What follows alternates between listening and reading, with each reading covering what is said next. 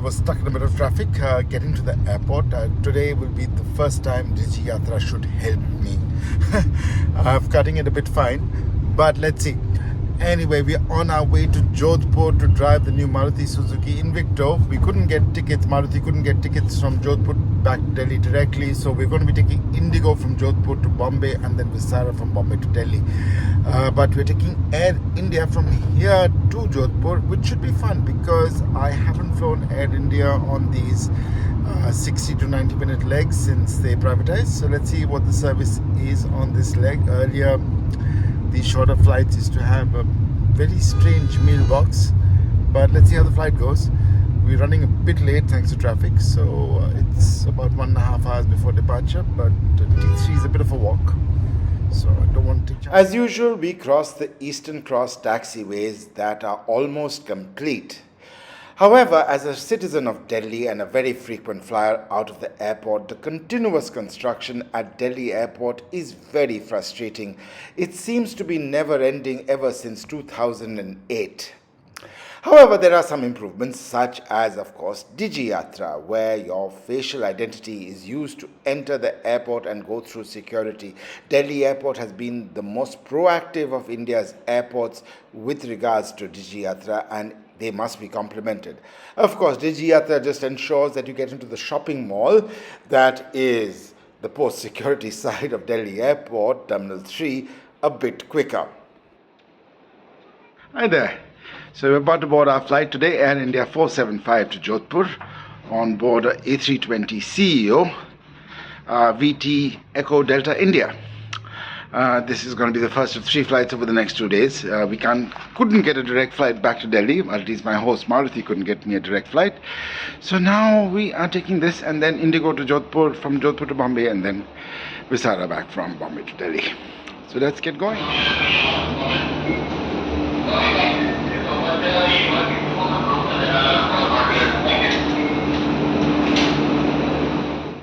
I was seated in seat 25 Alpha, the second last row of this very comfortably configured A320ceo. I must admit the legroom on this aircraft was fantastic. Usually the last few rows of A320s on low-cost carriers or even on Vistara are very, very tight.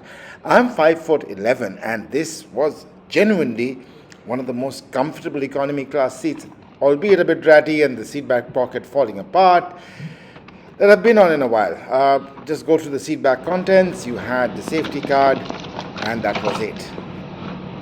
So on board our flight, I'm on the second last row, this is row 25, and I must compliment Air India's legroom over here. It is fantastic. What brilliant legroom for the A320. Usually you're cramped in, but I've got space to stretch my legs. Soon pushed back and began our short taxi for the runway that is soon going to be numbered 11 right, but for right now it is still runway 11. The 4th runway at Delhi Airport will be opening soon. As we take off, you can see not only the entire expanse of Delhi's Terminal 3, but also the private jet parking area, as well as a lot of the construction that is going on at Delhi Airport, such as the Eastern Cross taxiway and of course the 4th runway, which will be 11 left, 29 right.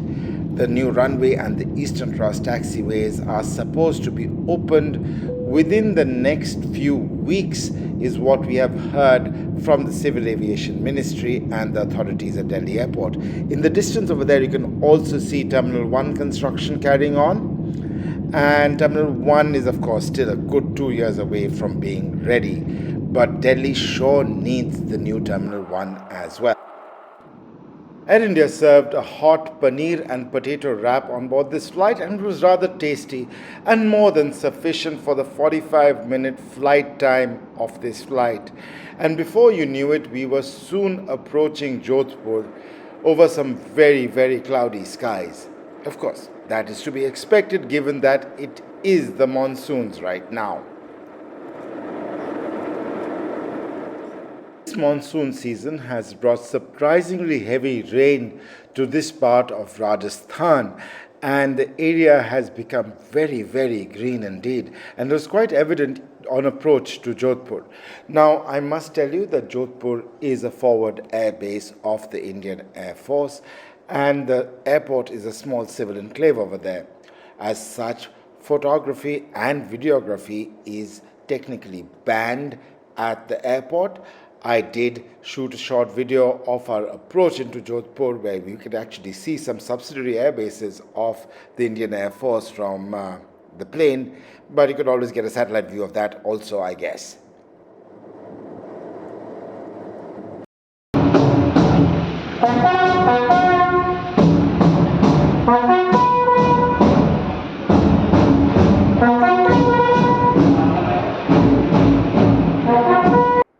That royal welcome was us arriving at the Umaid Bhavan Palace in Jodhpur.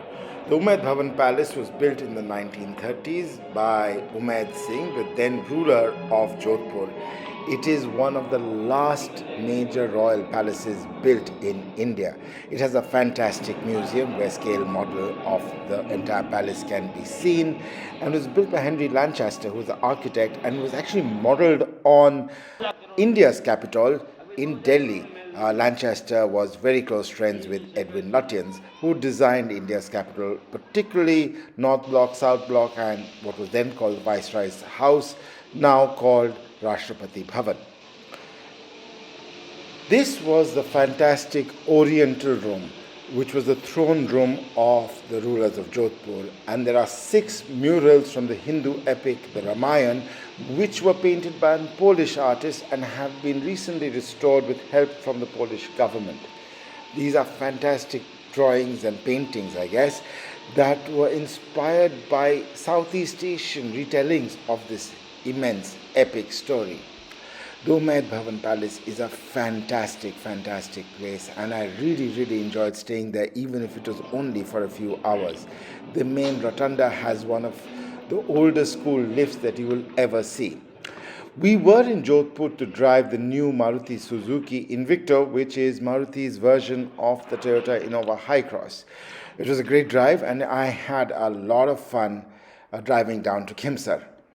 But all good things come to an end, and a little under 24 hours after we arrived in Jodhpur, we were on our way back to Jodhpur Airport to catch our IndiGo flight to Mumbai. Jodhpur Airport's civil air terminal is quite small indeed, and there were 3 IndiGo flights, one to Bangalore, one to Indore, and one to Mumbai, all operating at once, and an Air India flight as well to Mumbai. The IndiGo Mumbai flight was A321, while the Indore flight was on an ATR. The terminal was packed.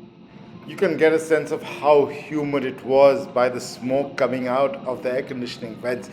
This is just water condensing and nothing to worry about, but this is almost very common across aircraft in India in the monsoons. Once we passed the airfield and I started shooting a video again, we saw the expanse of this western Rajasthan city, which has grown immensely over the past few years, as has the rest of India. As for the flight, it was a standard IndiGo flight. I just took a box of smoked almonds. I'd eaten quite a lot at lunch at the hotel, and a Coke Zero. Unfortunately, IndiGo did not have the cookies I had requested, but big deal. Our approach into Mumbai was quite long. Again, monsoon, so we had a long downwind leg over the northern suburbs and Thane before our approach to runway 27 at Mumbai. During our approach, you can see the construction happening in Kurla, the area surrounding the airport. But what was most fascinating about this particular landing was the number of old derelict aircraft at Mumbai Airport. In the distance at the remote ramp as we approach, you can see 5 Jet Airways wide bodies, 3 Boeing 777s and 2 Airbus A330s in the distance over there. After that, we cross the Air India engineering maintenance hangars, where you can see a few Air India 747s rotting away, never to fly again. After that, you cross the private jet area and the old Jet Airways maintenance hangars as well. We had an inter-terminal transfer inside Terminal 2 at Mumbai. and it was quite smooth, although the walk from the transfer area was quite long because it dumps you at one end of the departure level and you got to walk all the way to the other end. But I got to admit, the art of Mumbai Airport looks awesome. Soon afterwards, I boarded UK 996, the 6:30 Vistara departure from Mumbai to Delhi. This, in fact, was the very flight that I had our H-word hoax a couple of weeks ago. Vistara really bungled up with the boarding process on the flight, but the flight itself was fantastic. Natasha, who was one of the lead pursers, took great care of all premium passengers. And it was a regular Vistara flight, I must admit. We landed a bit later than expected thanks to the congestion over Delhi and the fact it's been raining very, very heavily in the capital of India. But the best part about flying in the monsoons in the late evening is the spectacular sunsets you can see over the Arabian Sea. Thank you for watching this video.